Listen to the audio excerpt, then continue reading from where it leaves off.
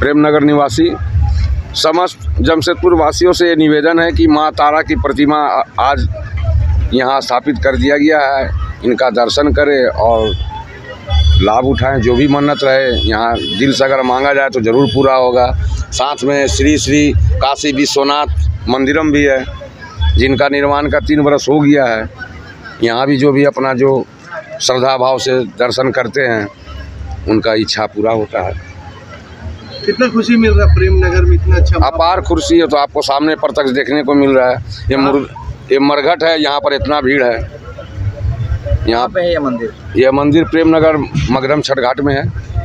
फिर से बोलिए। फिर से तात स्वर्ग अपवर्ग सुख धरिय तुला एक अंग, तूलन ताही सकल मिली जो सुख लव सतसंग। बोलो सियावर रामचंद्र शंकर। मतलब ये है कि तात सारा दुनिया का सुख को एक तराजू में रख दीजिए और सत्संग जो अभी इस प्रकार का जो माहौल है इसका क्षण भर का सुख को एक तराजू में रख दीजिए, वो सारा दुनिया का सुख से वह भारी पड़ जाएगा। ये हमारा रामचरितमानस कहता है, मैं उदय प्रताप सिंह नहीं कह रहा हूँ, ये हमारा शास्त्र बोलता है। हाँ, जो साधक है ना उनका मानना है कि जब माता धरती पे माँ का आगमन होता है तो बहुत आंधी तूफान आता है। देखिए आज माँ की मूर्ति के उन्मोचन के बाद आंधी भी आ रही है, तूफान भी, बारिश भी। इसका मतलब माँ अपना प्राण प्रतिष्ठा करने खुद आ रही है।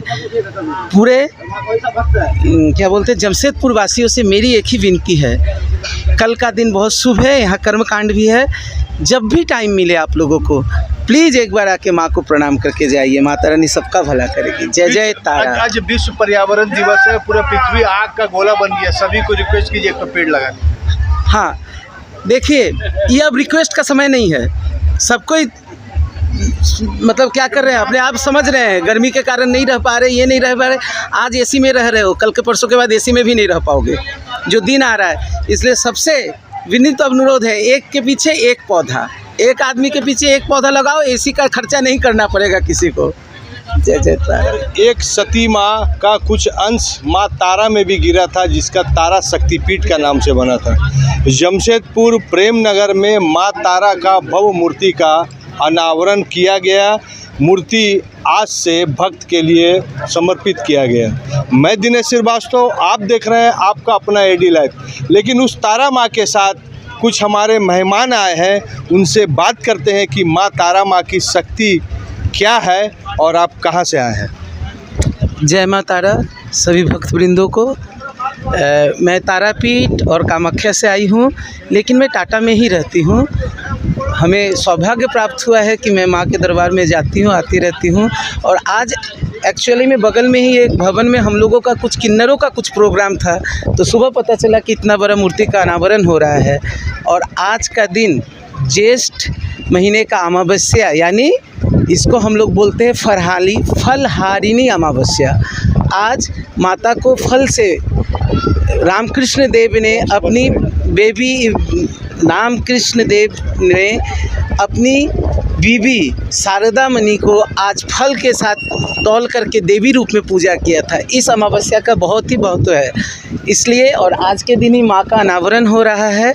हम बहुत ही भाग्यवान हैं कि हमें यहाँ आके पता चला, तो हमने माँ का दर्शन करने के लिए आए हैं। जय माँ तारा। कामाख्या माँ और माँ तारा माँ, क्या कारण है कि तांत्रिक बहुत वहाँ पूजा करते हैं? हाँ, ये एक बात। कामाख्या है शक्तिपीठ, जहाँ माँ की योनि गिरी है। योनि मतलब सृष्टि। हम सारे सृष्टि जो जीव जंतु हुए हैं, जो भी सृष्टि है माँ के, तो जहाँ से सृष्टि है वहीं से तंत्र है। और तारापीठ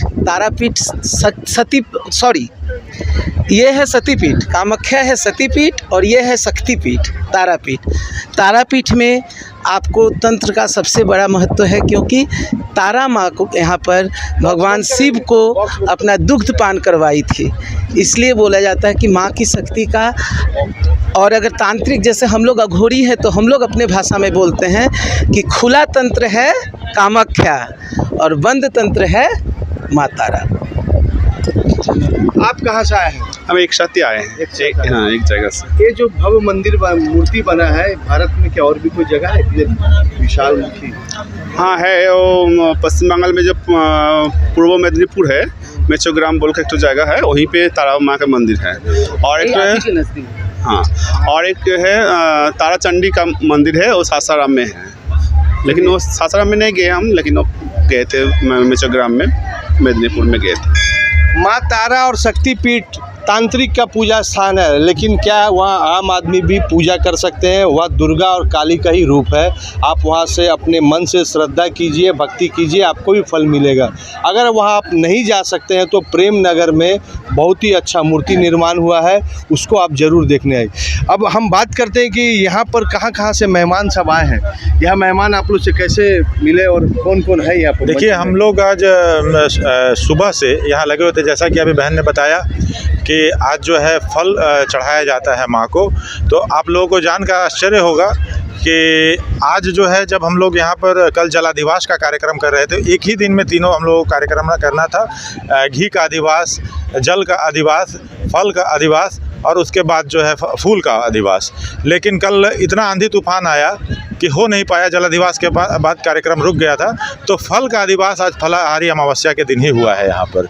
और आपने कहा कि कौन लोग आए हैं, तो देखिए साक्षात जो है अपने शिव शक्ति के रूप में यहाँ पर जो है अर्धनारीश्वर हम लोगों के पास आज खुद ही चल के आ गए हैं। इससे परम शक्ति तो कुछ हो नहीं सकती है। जो तंत्र को जानते हैं वो सभी लोग जानते हैं कि अर्धनारीश्वर जो अघड़ होते हैं, अघोड़ होते हैं, उनसे ज़्यादा शक्तियाँ साधना कोई नहीं कर पाता और किन्हीं के पास होती नहीं है। तो ये हमारा सौभाग्य है कि आज ये दो बहन जो है अपने घूमते फिरते यहाँ पहुँच गई।